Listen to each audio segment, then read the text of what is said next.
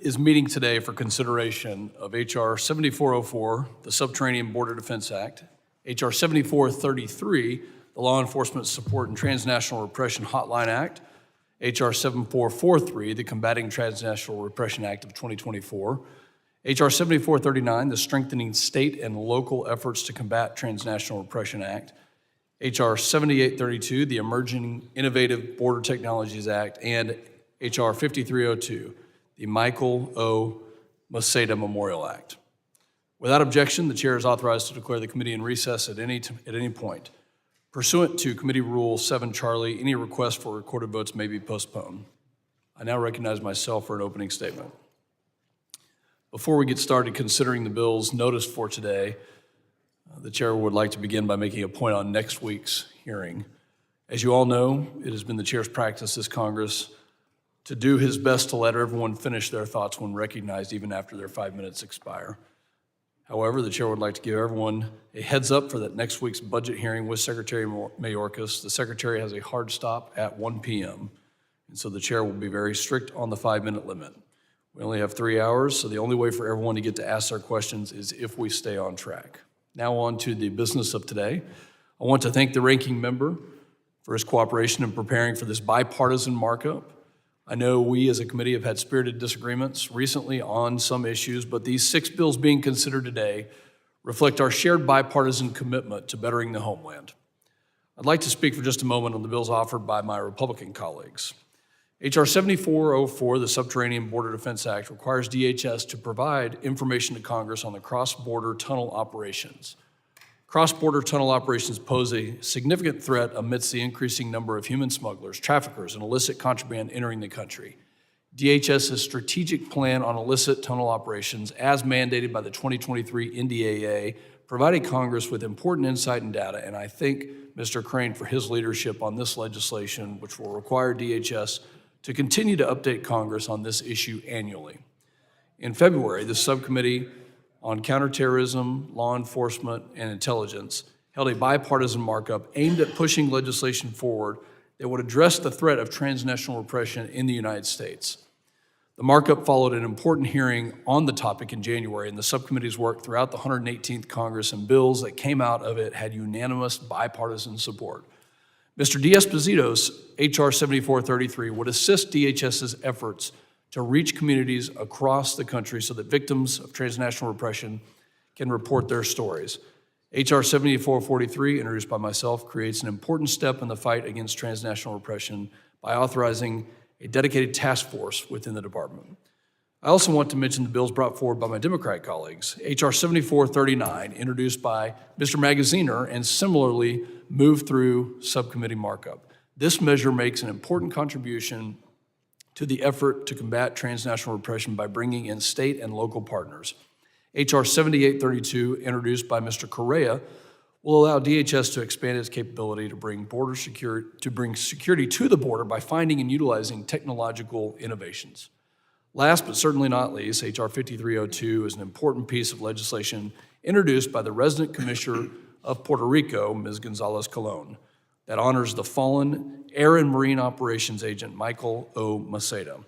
As we do our duty here in Washington, it's important that we remind ourselves of those frontline personnel who put their lives on the line every day to protect the homeland and our way of life. I want to thank Ms. Gonzalez Colon for her leadership in this matter, recognizing the heroism of Agent Maceda. I strongly support all bills under consideration in today's markup and urge my colleagues to do the same. I now recognize the ranking member to make an opening statement. Thank you very much, Mr. Chairman. Before we get started today, I'd like to wish our colleague, the gentleman from New Jersey, Mr. Payne, a speedy recovery. We all hope he can get back with us again very soon. Today, we will consider 6 bipartisan measures in stark contrast from the last time the committee met to mark up legislation. Today, the committee will advance 2 common-sense border security measures and another bill that honors a Customs and Border Protection agent tragically killed in the line of duty. Also, members of the Counterterrorism and Intelligence Subcommittee came together in a bipartisan way to advance 3 additional bills addressing the important topic of transnational repression. The committee's last markup in January was on a baseless article of impeachment in perhaps the most politicized partisan stunt this committee has ever engaged in. And it has been a stunt all along. Indeed, the articles have not even been transmitted to the Senate, despite extreme MAGA Republican claims that impeaching Secretary Mayorkas was of grave importance. They've waived to transmit their sham impeachment to maximize its political impact. Today's markup shows what we can do when we work together. The polarizing show that awaits across the Capitol shows what happens when politics are put over people. How many more bills could this committee have reported to the full House if we had spent more time this Congress on policy rather than partisanship? By this time in the last Congress, the committee had reported 49 measures, and that was during a global pandemic that profoundly affected our operations. By this time in the 116th Congress, under the same circumstances of divided government as today, the committee had reported 66 measures. This Congress, by contrast, the full committee has reported merely 15 measures, 15. And that includes the sham articles of impeachment that the Senate will no doubt promptly dismiss. Mr. Chairman, this committee can do better. It has done better. And once the meritless, extreme MAGA Republican impeachment stunt is finally over, I hope the committee will do better. And on that note, I'll turn back to today's bill. First, the committee will honor the heroic sacrifice of Michael O. Macheda, a Customs and Border Protection Marine interdiction agent who was killed in the line of duty during a drug interdiction boarding operation off the coast of Puerto Rico in 2022. H.R. 5302 would name a CBP Air and Marine Operations Unit after Agent Macheda, and I will have more to say about this bill during debate on it. The committee will also take up Border Security and Enforcement Subcommittee Ranking Member Lou Correa's Emerging Innovative Border Technologies Act, H.R. 7832, co-sponsored by Representative Luttrell, would require the Secretary of Homeland Security to submit a plan to Congress to identify, integrate, and deploy innovative technologies such as artificial intelligence for border security and management. The bill also authorizes the formation of one or more CBP innovation teams to research and adapt commercial technologies to enhance border security operations and meet mission needs. Effective border security requires 21st century technology, and H.R. 7832 helps move the department in the right direction. H.R. 7439, introduced by Representative Magaziner, the ranking member of the Counterterrorism and Intelligence Subcommittee, requires the Secretary of Homeland Security to establish a transnational repression threat training program for state, local, tribal, and territorial law enforcement. The Strengthening State and Local Efforts to Counter Transnational Repression Act would aid state and local law enforcement efforts to identify and counter the threat of transnational repression in their communities. Congressman Magaziner's subcommittee heard testimony from targets of transnational repression earlier this year, and his legislation, along with two other measures offered by Representative Pfulger and D'Esposito, directly responds to the threat of foreign adversaries attempting to threaten the rights of those on American soil. Representative Pfluger's bill would establish a transnational repression task force within DHS to analyze and monitor transnational repression threats in the U.S. and review information for state, local, tribal, and territorial partners, as well as the national network of fusion centers to inform the task force's own threat assessment. Those assessments will be sent to Congress. Representative D'Esposito's bill would require the Homeland Security Secretary to direct the Office of Partnership and Engagement to conduct a public service announcement campaign educating the public on the issues of transnational repression and offers resources to targets of it. And finally, the committee will also take up H.R. 7404, Representative Crane's Subterranean Border Defense Act, which requires CBP to release annual reports on efforts to counter illicit cross-border tunnels. This measure amends a law advanced by Representative Pfulger last Congress. I encourage all members to join me in supporting these common sense bipartisan measures. For that, Mr. Chairman, I yield back. I thank the ranking member for his remarks, and I'm also looking forward to a strong bipartisan markup here. Other members of the committee are reminded that opening statements may be submitted for the record. Pursuant to notice, I now call up H.R. 7404, the Subterranean Border Defense Act. The bill was circulated in advance and printed copies are available. The clerk shall designate the bill. H.R. 7404, to require annual reports on counter illicit cross-border tunnel. Without objection, the first reading of the bill is dispensed with and is considered read and open to amendment at any point. The gentleman from Arizona, Mr. Crane, is recognized for 5 minutes to speak on his measure. Thank you, Mr. Chairman, for having this markup today and considering my bill. I also want to thank Border Security Chairman Higgins and Ranking Member Carrera for their support and bipartisanship. It's obviously not often here in Congress that we work together in a reasonable bipartisan way, especially on border security. But without this bipartisan collaboration and support, passing this could not happen. So I'm thankful we can put aside politics and come together on this important issue.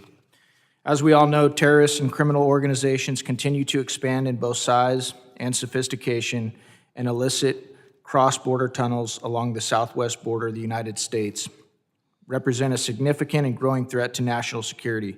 These cross-border tunnels allow smugglers to move drugs, weapons, currency, people, and other illegal contraband across the border. Since 1990, law enforcement officials have discovered more than 140 tunnels that have breached the U.S. border, with an 80% increase in tunnel activity occurring since 2008. CBP remediates cross-border tunnels as part of its overall border security and law enforcement missions. My bill would simply require annual reporting from CBP on illicit cross-border tunnel operations, which will better inform us on how to best provide a multi-layered defense of the southern border. Amidst threats from terrorists, cartels, and other bad actors, counter-tunnel technologies will help us protect critical infrastructure from national security threats.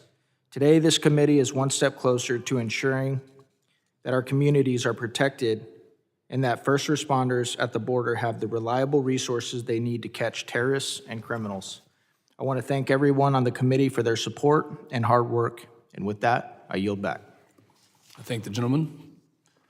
Now recognize the gentleman from California, Mr. Correa, to speak on the bill. Thank you, Mr. Chairman.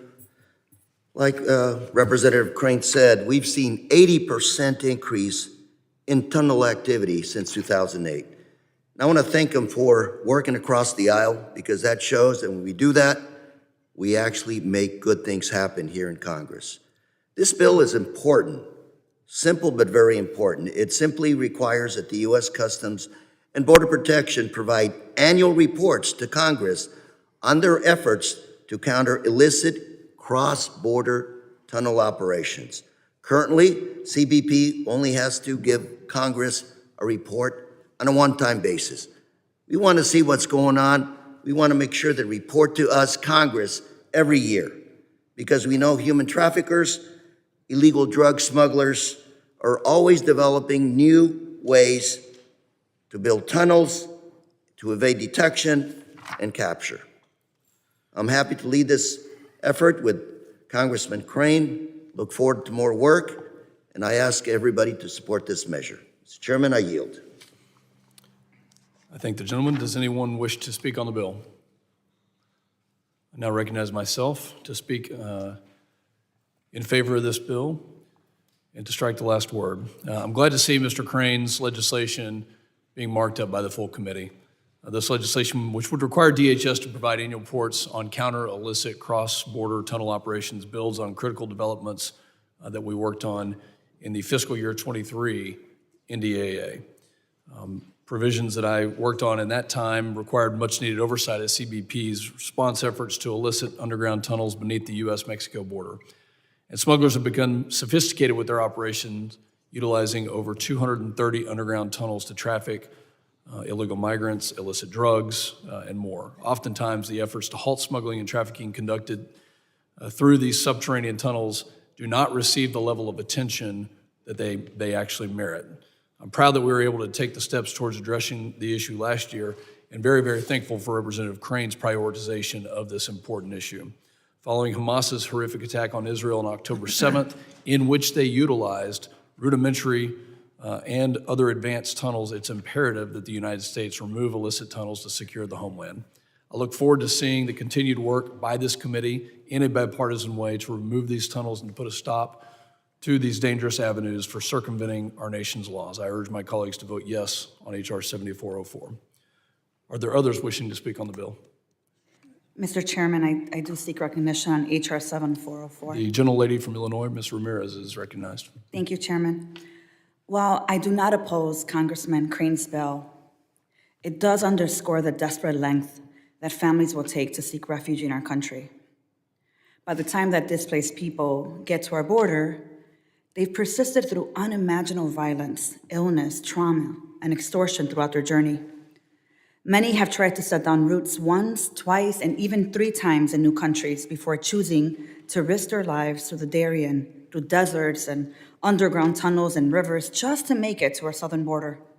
Throughout their journey, they find places that end up being just as unsafe, unstable to orderly process migrants, and unable to offer safety, protection, and stability as where they left.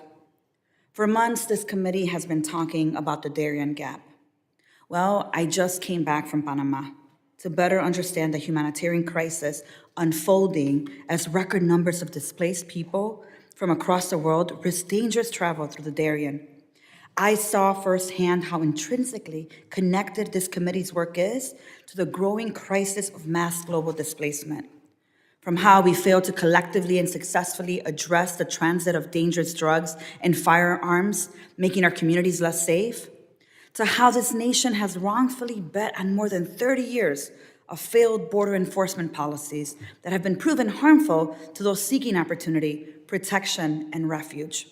The lack of policy solutions has effects on the region. I heard a mother talk with desperation about the sexual violence and trauma that her 12-year-old daughter endured while in the jungle.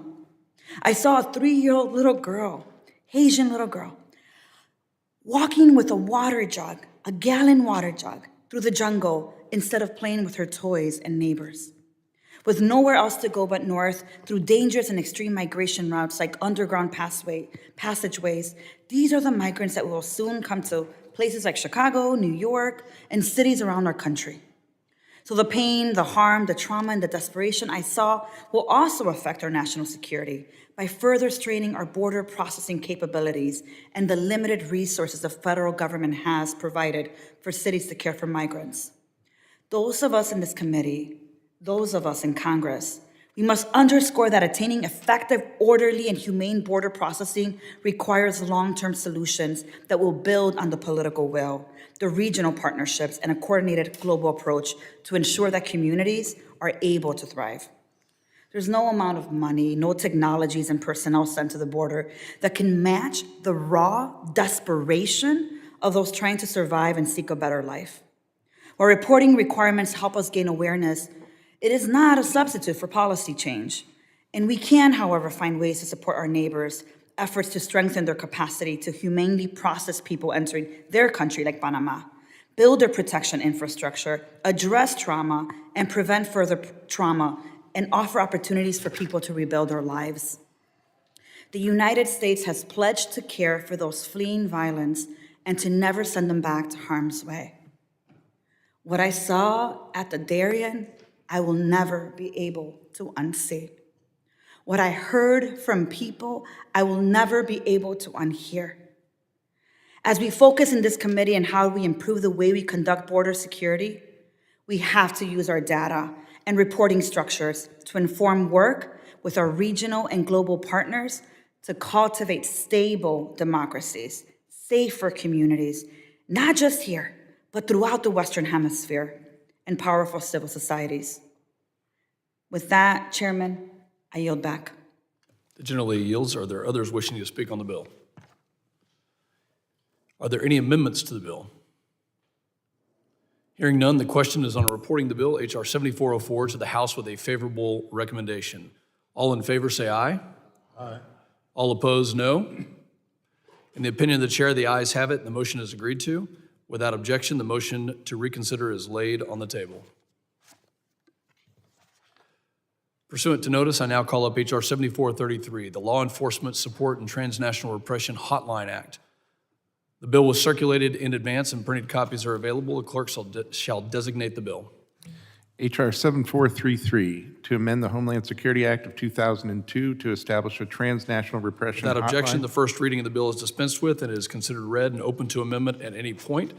I now recognize the gentleman from New York, Mr. D'Esposito, for the purpose of offering an amendment in the nature of a substitute. The clerk will report the amendment in the nature of a substitute.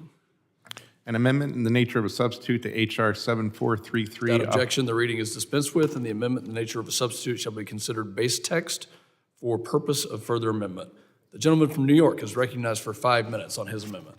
Well, thank you, Mr. Chairman and Ranking Member, for leading this committee markup and for consideration of my bill, H.R. 7433, the Law Enforcement Support and Transnational Repression Act.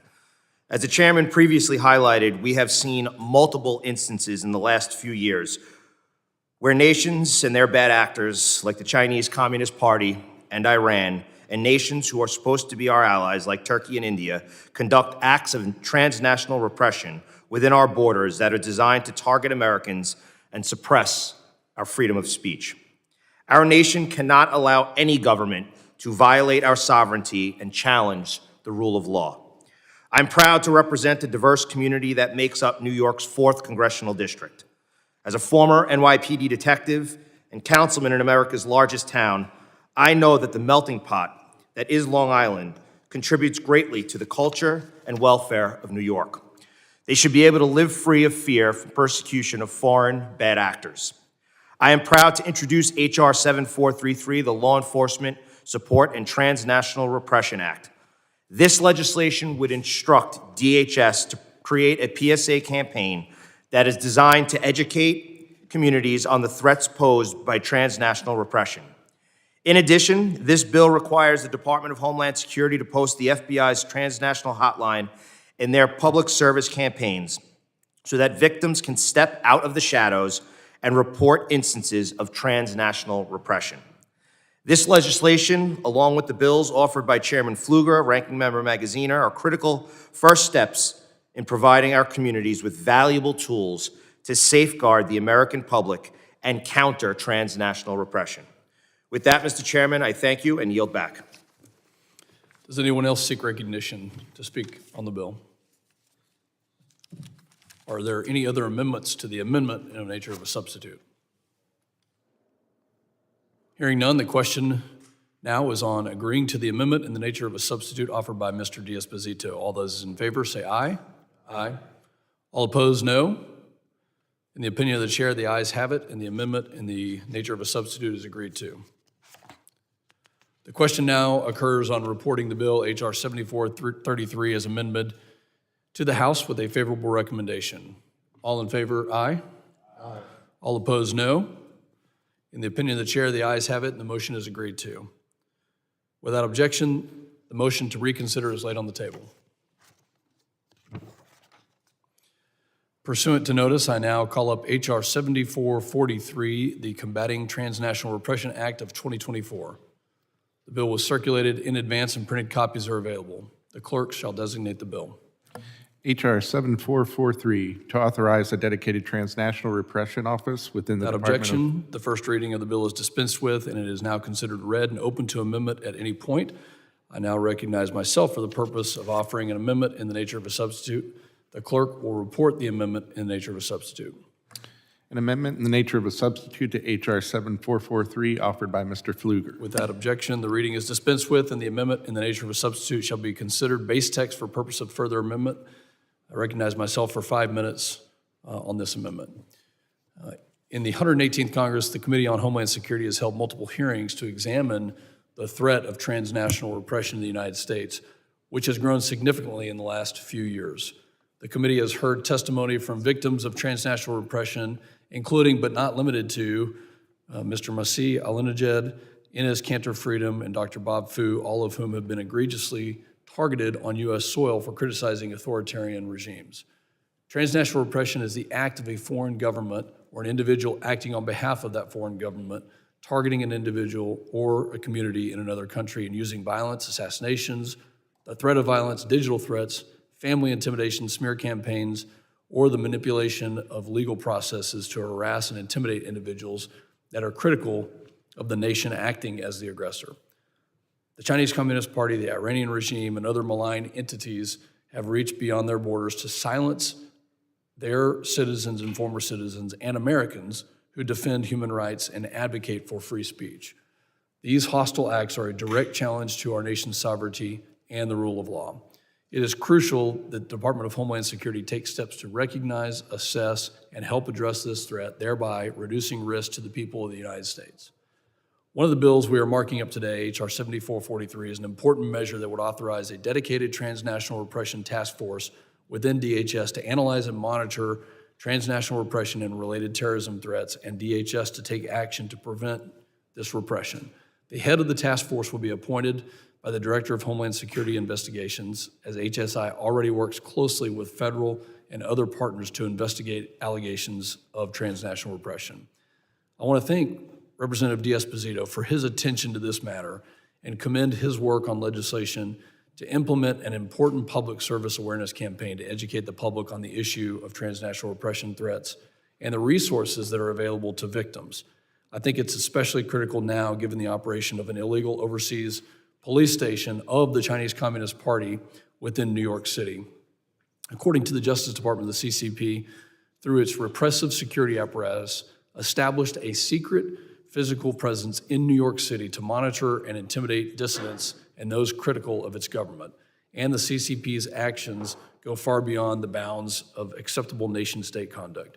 Just last July, Representative D'Esposito and myself visited and met with the heads of NYPD's Intelligence and Counterterrorism Division to discuss a myriad of security issues, including transnational repression and NYPD's good work related to the Chinese government and the police stations in Manhattan.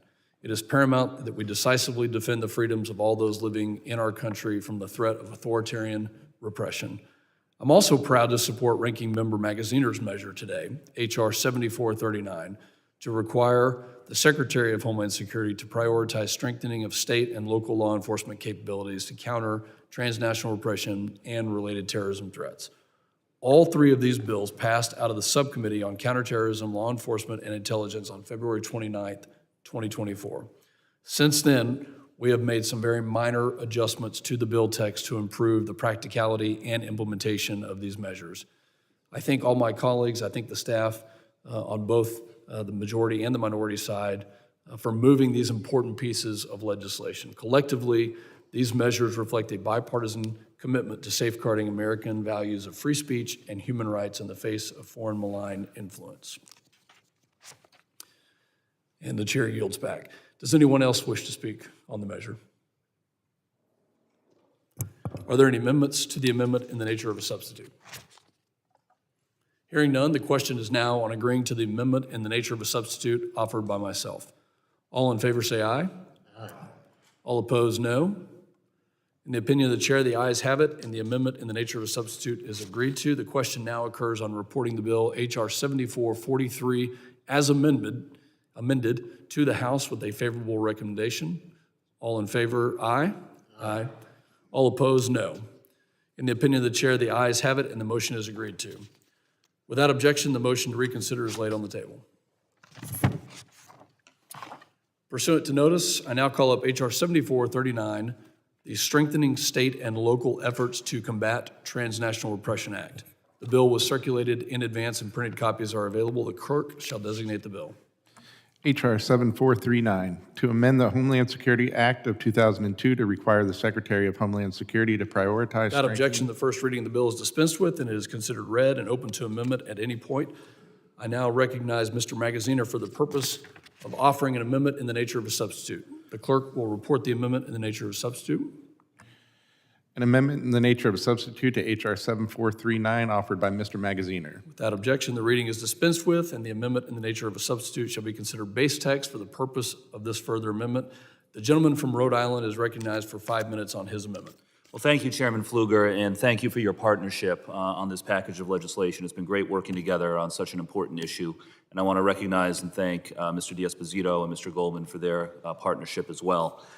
America is built on free speech and open debate, but even on our own soil, repressive foreign governments target dissidents with harassment, cyberbullying, hacking, abduction, imprisonment, intimidation of loved ones, and even violence. Foreign governments use transnational repression to intimidate and silence those who dare to speak out in the United States and elsewhere. So today, this committee is sending an important message. Not here, not on our watch. During the CTI subcommittee hearing on this topic, we heard from Enes Kanter Freedom about the retaliation he has experienced as a result of the Turkish government's campaign of transnational repression against those who criticize their government. We heard from Bob Fu, founder and president of the China Aid Association, about the CCP's multifaceted transnational repression campaign to silence dissident voices through physical and cyber harassment. And this full committee has heard the story of Maysa El-Nijad, an Iranian journalist and women's rights activist who lives here in the United States and has been the target of brazen assassination plots, which thankfully she survived, launched by the Iranian government. And as has been noted earlier, last year the Department of Justice disrupted a secret police station operating in New York City at the behest of the Chinese government with the mission of harassing Chinese democracy advocates, Uyghur advocates, and others living in the United States. These are just a few examples of what we face. At the core, my bill ensures that state and local law enforcement get the training they need to identify, pursue, and investigate transnational repression in the communities that they serve. State and local law enforcement agencies are the first line of defense in our communities, and they need specialized training on how to identify and counter the threat of transnational repression. Under this bill, the Department of Homeland Security will establish a transnational repression threat training program for state, local, tribal, territorial, and campus law enforcement agencies, including through the Fusion Center network. The bill requires that the training include how to identify transnational repression, how to collect and retain information related to it, identify suspected targets and victims of transnational repression, and also best practices for victim safety, engaging targeted individuals and communities in accordance with privacy and civil rights. The amendment in the nature of the substitute contains a few small technical changes and feedback from both the minority and majority Homeland Committee staff, and I want to thank them for their work on this as well. I appreciate the department's engagement on this, and once again, Chairman Pfulger and Representative D'Esposito and Goldman for their continued partnership on this effort. I also want to thank Chairman Green and Ranking Member Thompson for bringing these bills to the full committee. I thank all of our colleagues for their good bipartisan collaboration on this. Once again, we need to send a message to friend or foe alike around the world. We do not stand for targeting political dissidents. We do not stand for targeting people with violence because of their political views, not anywhere, but particularly not here on U.S. soil. So I ask all of you for your support, and I yield back. The gentleman yields. Does anyone else wish to speak on the amendment? The gentleman from Oklahoma, Mr. Burkeen, is recognized. Thank you, Mr. Chairman. This is going to be a statement just because of parliamentary procedure, but it's more of a question that we can talk offline at some point.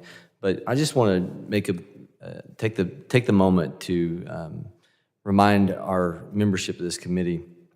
This is the first year that I'm aware of in our nation's history where mandatory spending consumed the bulk of all revenue. When you add interest on our debt, in the last 3 years went from $270 billion to $870 billion, we've increased our interest to $600 billion.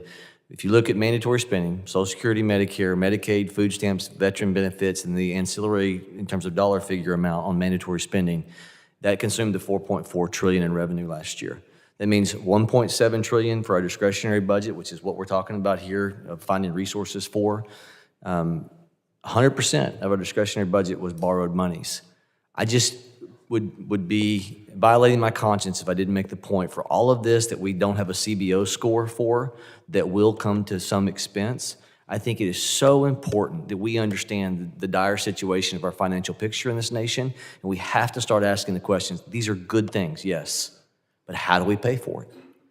And so I pose that question. We can talk offline, and I would encourage the committee staff to really be answering that question before the bill comes to the floor. Thank you, and I yield. The gentleman yields. Does anyone else wish to speak on the amendment? I'm sorry. Does anyone else wish to speak on the amendment?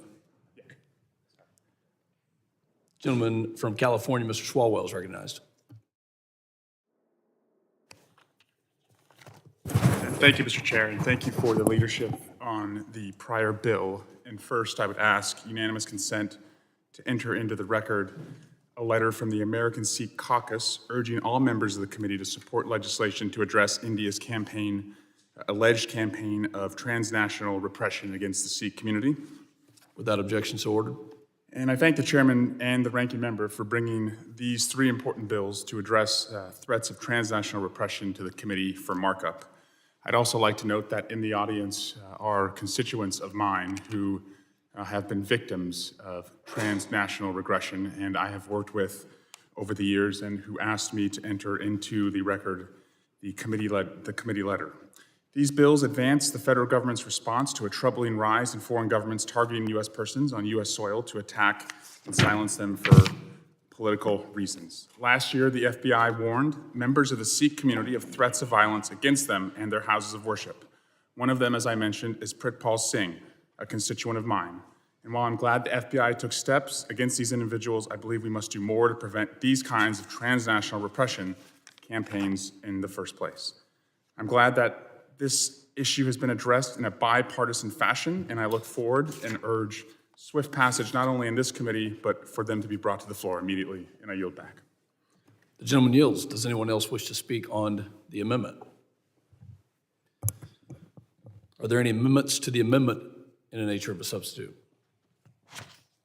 Hearing none, the question is now on agreeing to the amendment in the nature of a substitute offered by Mr. Magaziner. All those in favor say aye. Aye. All opposed say no. In the opinion of the chair, the ayes have it, and the amendment in the nature of a substitute is agreed upon. The question now occurs on reporting the bill, H.R. 7439, as amended to the House with a favorable recommendation. All those in favor say aye. Aye. All opposed, no. In the opinion of the chair, the ayes have it, and the motion is agreed to. Without objection, the motion to reconsider is laid on the table. Pursuant to notice, I now call up H.R. 7832, the Emerging Innovative Border Technologies Act. The bill was circulated in advance, and printed copies are available. The clerk shall designate the bill. H.R. 7832, to require the Secretary of Homeland Security to develop a plan to identify, Without integrate, objection, the first reading of the bill is dispensed with, and it is considered read and open to amendment at any point. The gentleman from California, Mr. Correa, is now recognized for 5 minutes on his measure. Thank you, Mr. Chairman. And first of all, let me start by thanking Congressman Luttrell and his staff for his good work on this measure. Come up with a good product, sir. Thank you very much. As artificial intelligence and other new technologies enter our mainstream, it's important the Department of Homeland Security integrate these tools into its operations as quickly as possible. And that's why Mr. Luttrell and myself are sponsoring this measure. The bill simply says or codifies CBP's innovation team that works with the private sector and venture capitalists to develop new and incorporate technologies into border operations as soon as possible, much more quickly than going through the usual government procurement process. As of all of us, and I have said here before, border security means keeping drug smugglers and human traffickers away from our communities. It also means giving our border personnel the best tools that they have to rescue migrants who find themselves in remote and deadly conditions. Innovative technologies will give us yet another tool in our toolbox to detect and interdict smugglers, seize fentanyl at our ports of entry, and identify victims of human trafficking, all while making sure that legal, lawful trade continues to prosper at our borders. This bill also requires the Secretary to submit a plan to Congress to identify and integrate and deploy innovative technologies like machine learning for border security and border management. And that's why I'm glad the department has already taken steps to incorporate artificial intelligence as part of their systems. This bill will ensure that Customs and Border Protection continue to drive innovation as part of our national security. I urge my colleagues to support this measure. Mr. Chairman, I yield back. The gentleman yields. Does anyone else wish to speak on the bill? Are there any amendments to the bill? Hearing none, the question is on reporting the bill, H.R. 7832, to the House with a gentleman from Texas, Mr. Lachelle, is recognized. Thank you, Mr. Chairman, and Ranking Member Thompson for bringing up this important legislation. I also would like to thank Mr. Correa. It's been an absolute privilege to work alongside you, sir, as someone who can appreciate the effects of border and border security and immigration. You absolutely understand it. So I'm also proud to introduce this bipartisan legislation with you, sir. Now more than ever, it is imperative for the United States to deploy the latest and most advanced technologies available to our borders to disrupt cartel and foreign adversaries' operations. Our cities and schools have seen an uptick in fentanyl and crime, and to make matters worse, our Border Patrol agents, their morale is at an all-time low. As the border crisis continues, we must ensure we are working collectively at the federal level to implement sound solutions that aim to combat and neutralize threats at our borders. We must continue to push for more effective measures to safeguard our country and enforce our laws. Thank you again, Chairman and Ranking Member Thompson, for bringing this bill up. And Mr. Correa, sir, thank you very much for everything on this. Thank I you. yield back, sir. The gentleman yields. Does anyone else wish to speak on the bill? Are there any amendments to the bill? Hearing none, the question is on reporting the bill, H.R. 7832, to the House with a favorable recommendation. All those in favor, say aye. Aye. All opposed, say no. In the opinion of the chair, the ayes have it, and the motion to have it and motion to report favorably is agreed to. Without objection, the motion to reconsider is laid on the table. Pursuant to notice, I now call up H.R. 5302, the Michael O. Maceda Memorial Act. The bill was circulated in advance, and printed copies are available. The clerk shall designate the bill. H.R. 5302, to designate the Air and Marine Operations Marine Unit of the U.S. Customs and Border Without Protection. objection, the first reading of the bill is dispensed with, and it is considered read and open to amendment at any point.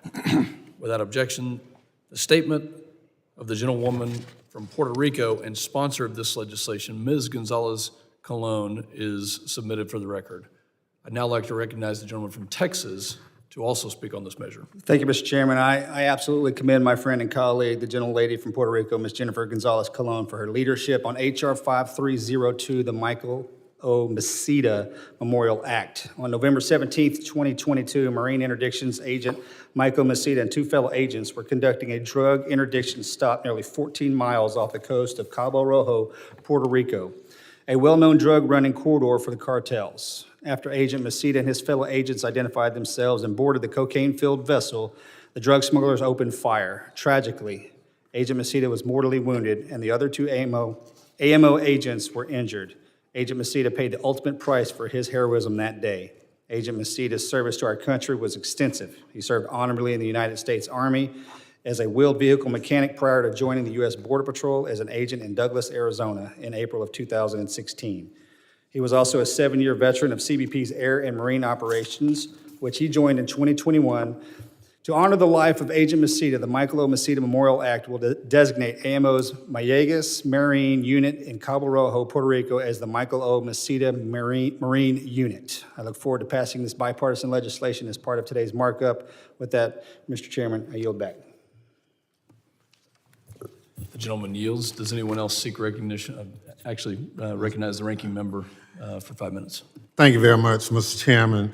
Mr. Chairman, in the nearly 20 years I've served in the leadership of this committee, not a day has gone by where I have not been reminded of the sacrifices and heroic efforts of the men and women who protect this country from threats.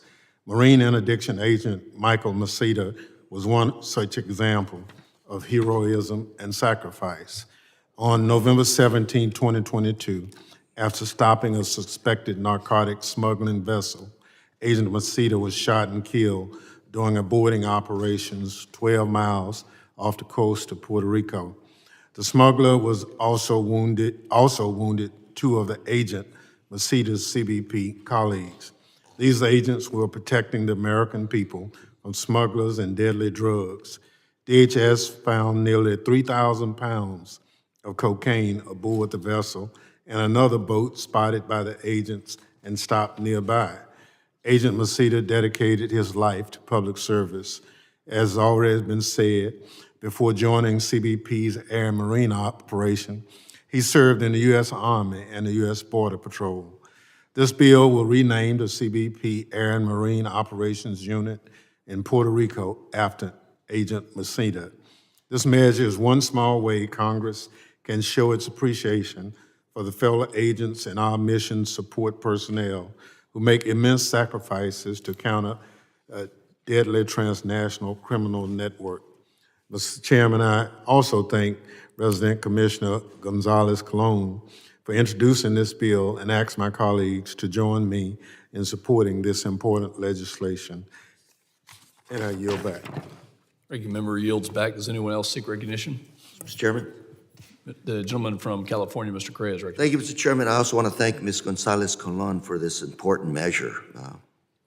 Puerto Rico, the forgotten southern border. Last month, I visited Puerto Rico to see firsthand the challenges that our agents face in that area.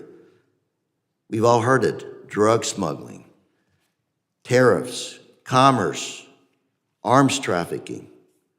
Puerto Rico's far away. And those DHS agents and the Coast Guard got to do it all by themselves. Our Department of Homeland Security, some of the bravest men and women I have ever met.